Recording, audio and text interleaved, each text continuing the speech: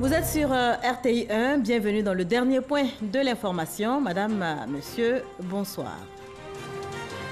Le président du Parlement belge est en Côte d'Ivoire depuis seulement quelques heures. Arrivé en fin d'après-midi à Abidjan pour une mission de 5 jours, l'hôte de la Côte d'Ivoire a été accueilli par son homologue ivoirien, Guillaume Soro. Les exploitants miniers en guerre contre l'orpaillage clandestin, les acteurs de la Société coopérative minière de Côte d'Ivoire ont affiché leur opposition à cette pratique illégale tout en réitérant leur engagement à préserver l'environnement. C'était au cours d'une rencontre. Nous en parlerons dans quelques minutes. Au Guatemala, 3 jours après l'éruption volcanique qui a fait une centaine de morts et près de 200 disparus selon un nouveau bilan, les recherches se poursuivent. Bienvenue dans votre édition. On commence par cette information. Les responsables du PDCI-RDA de la région du Sud Comoé, réunis en grand nombre ce samedi à Grand Bassam, à la résidence du vice-président de la République. Ils y étaient pour échanger sur l'accord politique du RHDP, Rassemblement des oufouettistes pour la démocratie et la paix. Une rencontre à l'initiative du vice-président de la République, Daniel Kablan-Duncan, que je vous propose d'écouter. L'accord politique n'est pas contre le PDCI-R, mais vise à inscrire notre grand parti et l'ensemble des oufouettistes dans une dynamique de paix, de cohésion, d'unité, de développement et de victoire. Nous devons donc soutenir le président de la République, son Excellence M. Alassane Ouattara, président d'honneur du RDR, et son aîné, le président Henri Konan Bédié, président du PDCI-RDA et président du présidium du RHDP, pour sa mise en œuvre, plutôt que de tenter de freiner l'élan qu'ils ont enclenché par des agissements allant dans le sens de la division au sein des enfants de Fauboigny. Nous devons leur faire confiance. Un nouveau parti dans le paysage politique ivoirien, le PIP, Parti ivoirien pour le peuple. Il a été officiellement présenté lors d'une cérémonie de lancement donc des activités du dit parti, suivi pour vous par Laurence Acho et Abou Sanogo. Un nouveau parti dans le paysage politique ivoirien. Il s'agit du PIP. Le Parti ivoirien du peuple qui entend apporter sa contribution à la construction d'une Côte d'Ivoire nouvelle selon son président Tano Abizi. Un lancement des activités pour présenter les objectifs du parti. Aujourd'hui, les gens n'arrivent pas à se parler, c'est vraiment dommage. Quand nous créons le parti, nous sommes bien sûr des adversaires, mais nous ne sommes pas des ennemis. Alors le PIP, c'est un nouveau produit qui va amener une autre façon de voir la politique en Côte d'Ivoire, c'est-à-dire une politique de sagesse, une politique moderne. En un mot, le PIP est venu donner une leçon pour dire qu'en politique, on peut être des adversaires, mais pas des ennemis. Et donc le PIP lance un appel aux jeunes de Côte d'Ivoire, à la population ivoirienne, pour leur arriver de mettre son nom sur la liste électorale. Parce que c'est par là que nous pouvons gagner les élections. Militants et militantes de ce nouveau parti entendent tous œuvrer aux côtés de leur président quant à l'implantation du PIP. Je suis militant du PIP parce que pour moi, le PIP est un parti qui milite pour les jeunes. Ils pensent qu'avec leur voix, ils peuvent apporter un plus à la Côte d'Ivoire. Nous avons un pressentiment que la jeunesse a été oubliée. Donc nous sommes venus pour redorer le blason. Aussi, nous sommes venus pour apporter notre contribution à l'édifice de notre cher pays. Le Parti ivoirien du peuple, selon son président Tano Abizi, présent dans toutes les régions et districts du pays.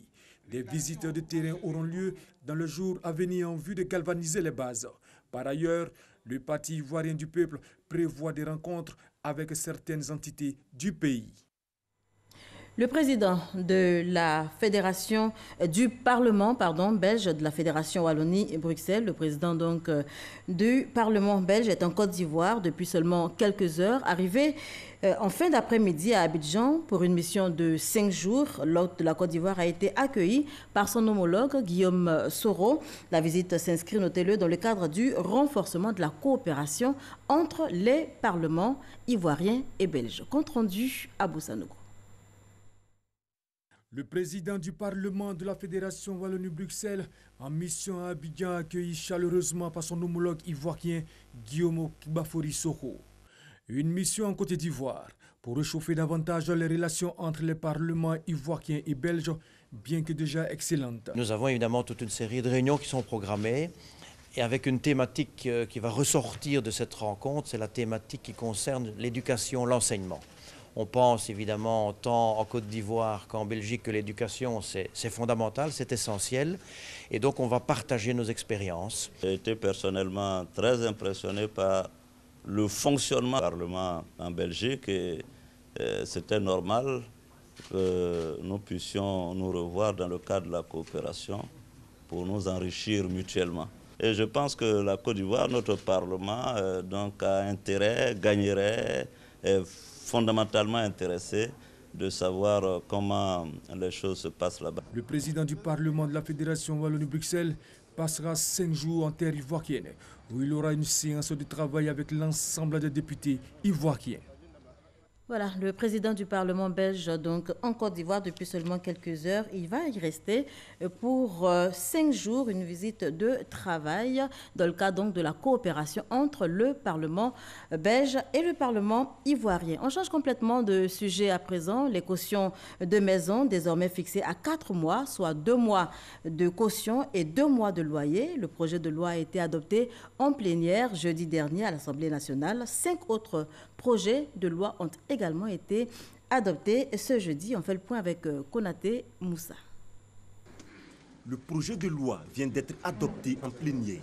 Les cautions de maison, désormais fixées à 4 mois, soit 2 mois de caution et 2 mois d'avance.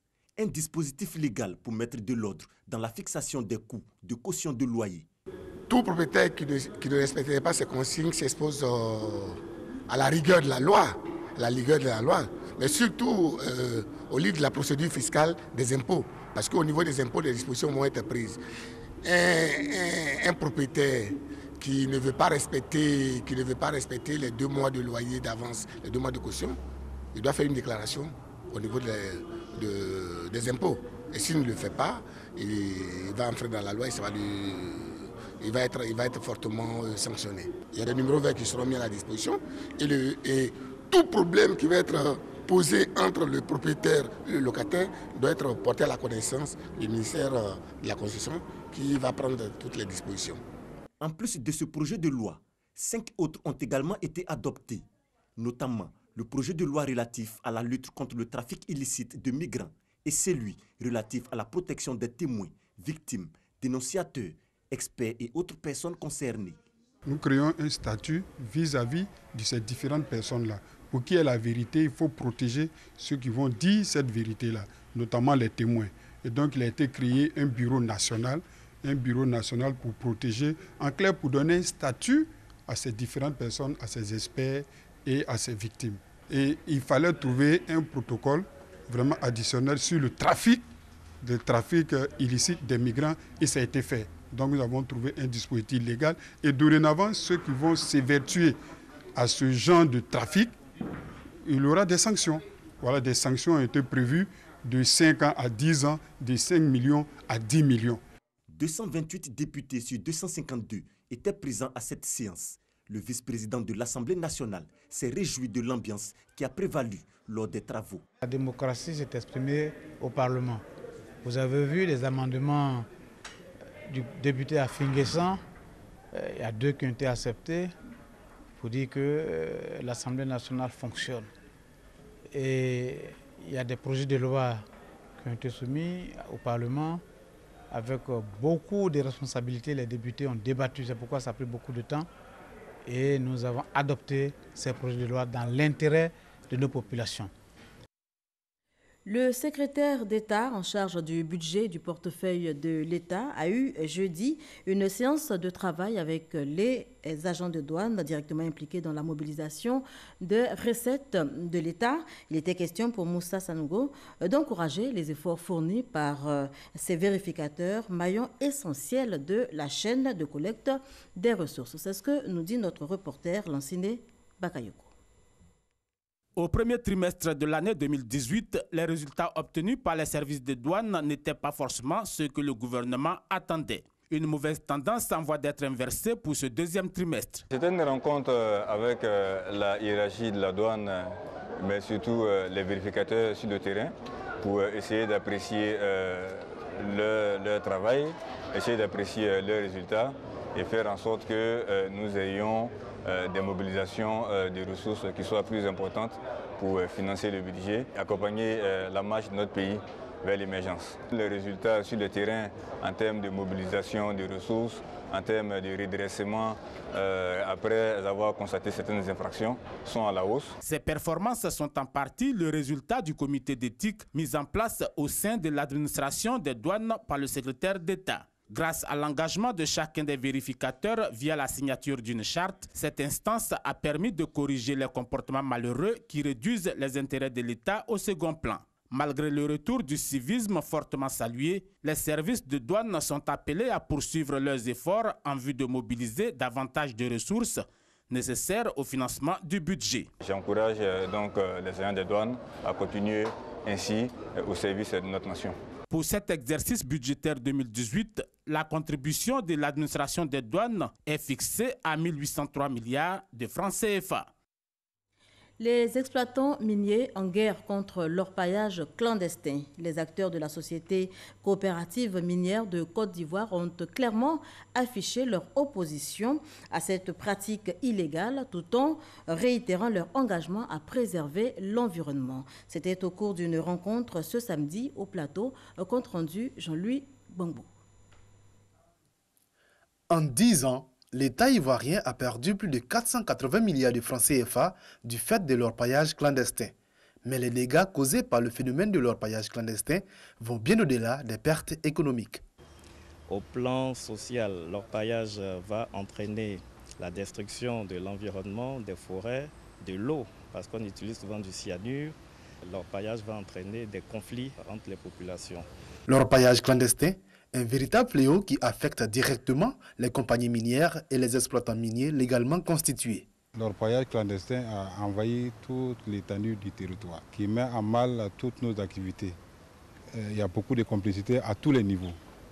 Donc, ce qui fait qu'on a beaucoup de problèmes aujourd'hui sur le terrain pour pouvoir exercer officiellement. Pour lutter contre le fléau, l'une des propositions faites par les exploitants miniers est de contraindre les orpailleurs clandestins à se constituer en coopérative. Le problème réel de l'orpaillage clandestin, c'est l'identification des acteurs. Mais même si l'administration décentralisée sur place peut éventuellement le faire, mais elle n'en a pas les moyens. Donc, c'est les communautés villageoises qui sont sur place qui pourraient intégrer ces orpailleurs, pouvoir mettre sous le contrôle de l'administration ces sociétés coopératives qui pourront être régies par les lois et tests en vigueur en Côte d'Ivoire. Le gouvernement a pour sa part mis en place le programme national de la réglementation de l'orpaillage, un programme qui a abouti en 2017 à la destruction de 228 sites d'orpaillage illicites, à l'interpellation de 64 personnes ainsi qu'à la destruction d'environ 7000 abris de fortune. Manger ivoirien aux États-Unis, c'est possible. À Atlanta, il existe bien des restaurants qui proposent de la loco, de la tiéké ou encore du poisson braisé, comme si vous étiez ici, à Abidjan. L'activité connaît un véritable engouement, c'est ce que nous dit en tout cas notre reporter Michel Digré, qui justement a rencontré au pays de l'oncle Sam 2 restaurateurs qui tentent tant bien que mal d'imposer là-bas la cuisine ivoirienne. Regardez. À Atlanta, nous sommes au quartier Norcross. Ce dimanche, Guillaume rend visite à son ami de longue date, Chantal. C'est qui? Comment tu vas? Ça va. Ce jour, la causerie tourne autour de l'ouverture d'un restaurant ivoirien dans la ville. Voilà le menu du jour. Il a dit il a bon plat cali, sauce aubergine et puis APF à checker. Je porte mes chaussures, on y va parce que moi j'ai vraiment faim. Ouais. Une vingtaine de minutes pour rallier le restaurant. Le maître des lieux est Marcelin Conan. Originaire du centre de la Côte d'Ivoire, il vit aux États-Unis depuis plus d'une vingtaine d'années.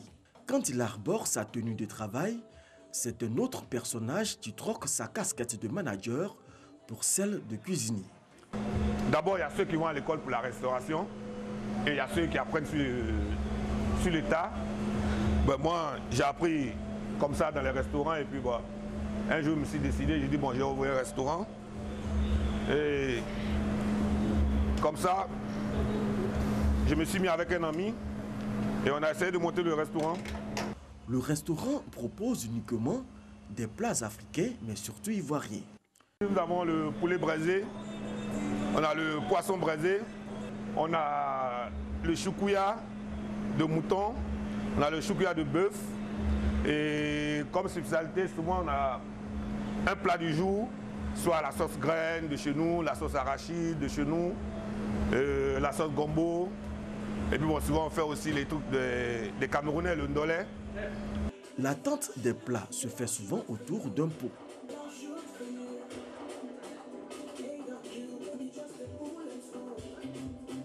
À quelques kilomètres de là, un autre restaurant ivoirien. Ici, l'activité est plutôt familiale. Tout le monde met la main à la pâte pour satisfaire la clientèle. C'est un secteur qui bouge beaucoup et nous, on a voulu vraiment se spécialiser dans la nourriture africaine. On voulait faire découvrir aux autres peuples, au peuple américain, que la nourriture africaine, c'est très bon. Ils peuvent venir manger à tout moment. On a des bons plats parce qu'il y a beaucoup de restaurants Spanish, de d'autres pays, mais au niveau de la cuisine africaine, ils ne connaissent pas trop. On fait venir la tchéké, les poissons fumés, les plats kali, et beaucoup de choses, les escargots, toute une diversité de produits que nous importons nous-mêmes. Les produits importés sont de l'autre côté du restaurant. Denrées alimentaires et autres articles made in Côte d'Ivoire sont proposés à la clientèle. On a les feuilles pour faire du bissap qui viennent de la Côte d'Ivoire. Après, nous avons aussi ça. Donc voilà, on a ramené beaucoup de ça de la Côte d'Ivoire, ainsi que l'huile de palme que vous voyez là. Voilà, de l'huile de palme, le foufou. Ils aiment bien, ils veulent tout découvrir. Ils sont très très curieux justement les Américains. Donc du coup, on leur montre l'utilisation et ils essayent chez eux. Des ingrédients qui permettent de conserver toute la saveur africaine des plats. Et quand la nourriture est servie, les réactions des clients sont plus que satisfaisantes. Ça me rappelle beaucoup le pays, ça me rappelle ma maison. Lorsque ma maman préparait le poisson braisé pour toute la famille, pendant les fêtes, pour tout le monde. Donc c'est vraiment, ça me rappelle vraiment la maison, quoi. Quand on vient ici, souvent on peut manger, on peut avoir du garba, du tchèp, du dibi, ça fait plaisir. C'est quelque chose qu'on ne peut pas avoir dans les autres restaurants, les restaurants chinois, américains et autres. Donc ça nous fait plaisir d'avoir les plats de chez nous, ça nous donne la nostalgie de chez nous. La restauration africaine aux États-Unis, un secteur porteur pourvu que l'on ait la volonté et les moyens. Il faut avoir les moyens, si tu n'as pas les moyens, ce n'est pas facile. Et le conseil, qu'ils viennent essayer de tenter leur chance, ouais, c'est un pays d'opportunités, le monde a sa chance. D'abord, il faut beaucoup d'ambition, beaucoup de courage, de persévérance.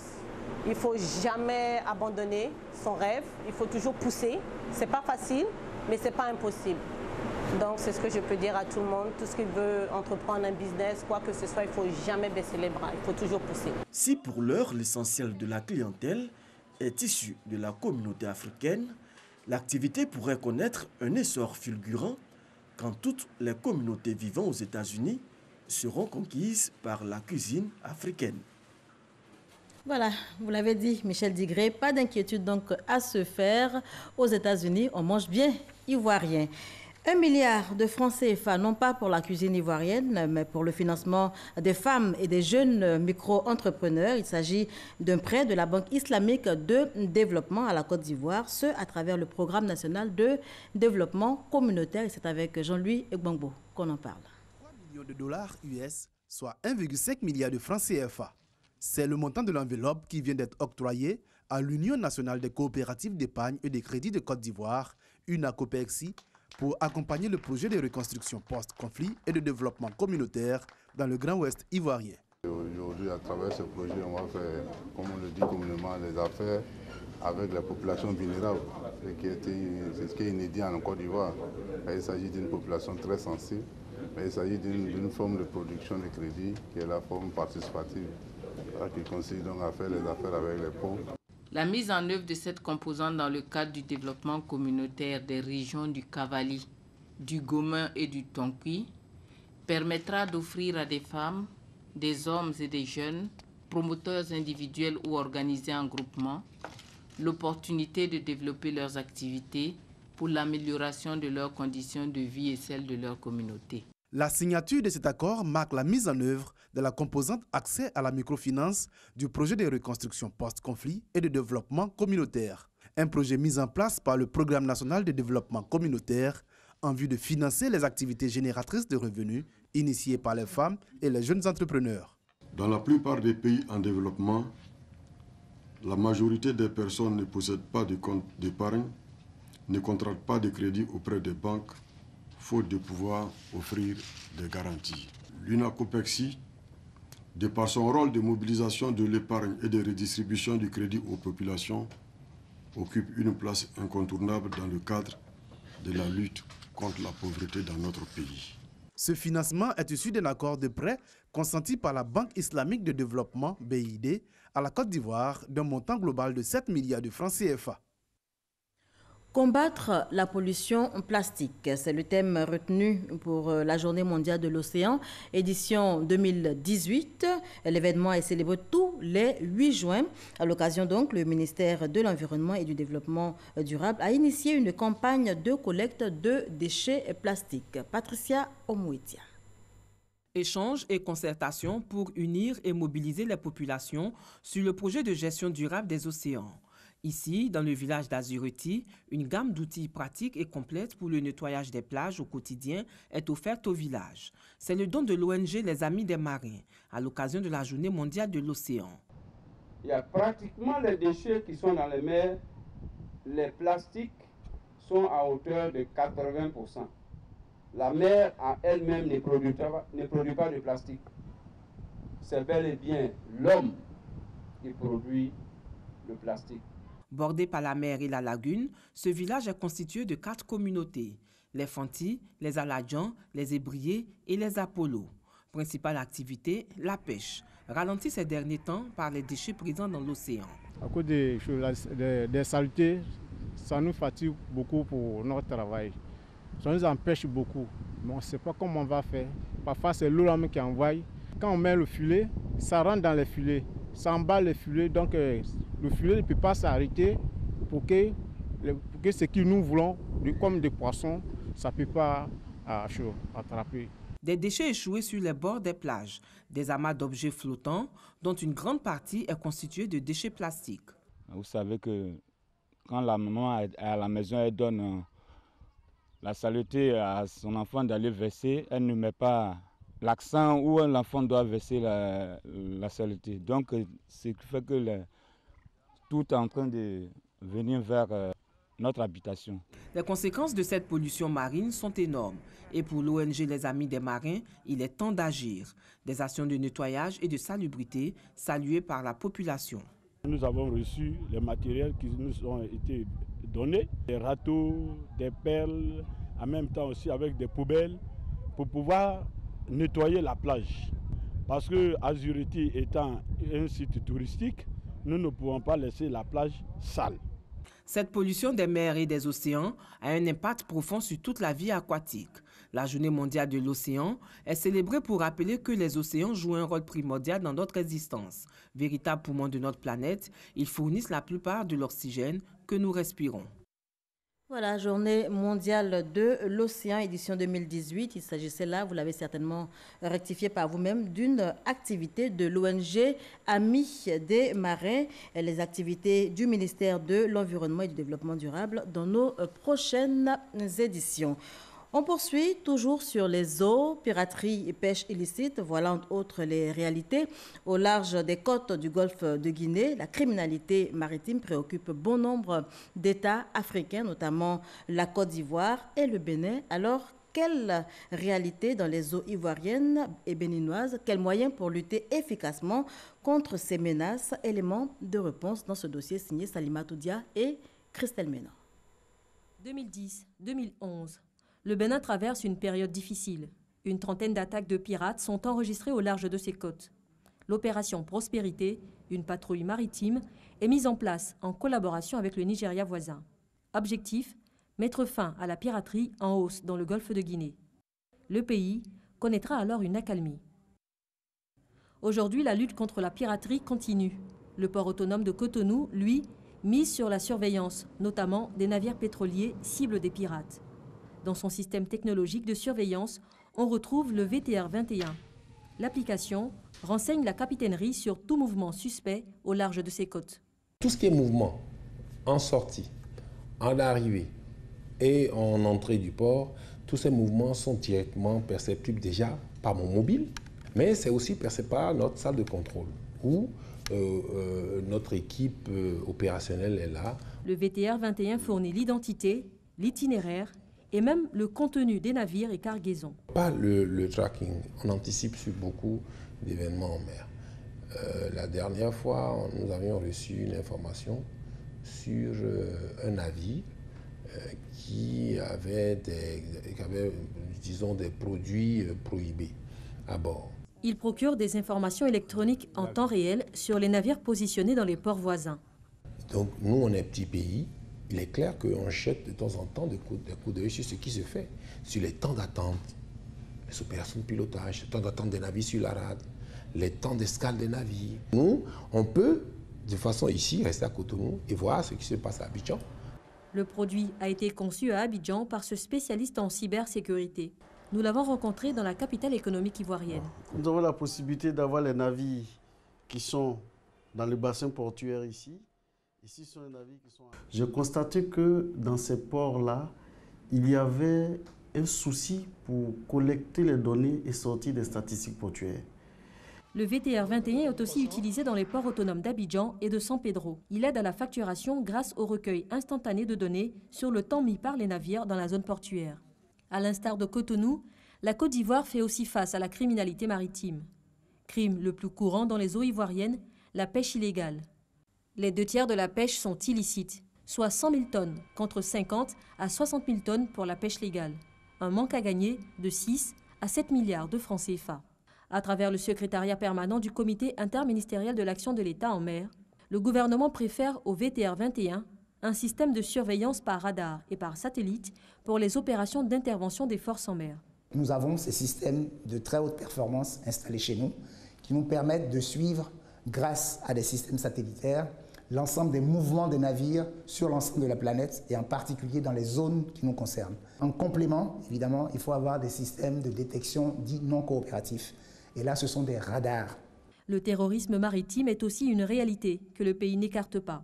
Et dans ce sens, il a été mis en place une stratégie nationale de lutte antiterroriste qui prend en compte l'ensemble des deux dimensions. Je dirais à la fois dimension terrestre et dimension maritime. Nous avons des forces qui sont formées dans le cadre de la lutte antiterroriste à terre, mais évidemment applicable en mer. La criminalité maritime reste avant tout transfrontalière. Pour sécuriser le golfe de Guinée, les chefs d'État des pays membres mettent en place le processus de Yaoundé. Il vise à développer le travail commun et à mettre en œuvre des actions concrètes. La Côte d'Ivoire, de son côté, a réadapté en 2017 son code maritime, notamment en termes de sanctions pénales, de 10 ans d'emprisonnement ferme à perpétuité et une centaine de millions en cas de crime maritime. Au Guatemala, 3 jours après l'éruption volcanique qui a fait une centaine de morts et près de 200 disparus selon un nouveau bilan. Les recherches se poursuivent, des recherches cependant rendues difficiles par une activité volcanique faible mais persistante. Et on termine avec ces images du Noatré national. Ernesto Djedje, à l'état civil Ernest Djedje Blé-Loué, 35 ans aujourd'hui, que le roi du Ziglibiti a déposé le micro aux côtés des Ivoiriens. La rédaction de RTI1 rend hommage à l'artiste ce 9 juin, date anniversaire de son décès. Et c'est ici qu'on s'arrête pour cette édition. Merci de l'avoir suivi et très bonne soirée. Chou.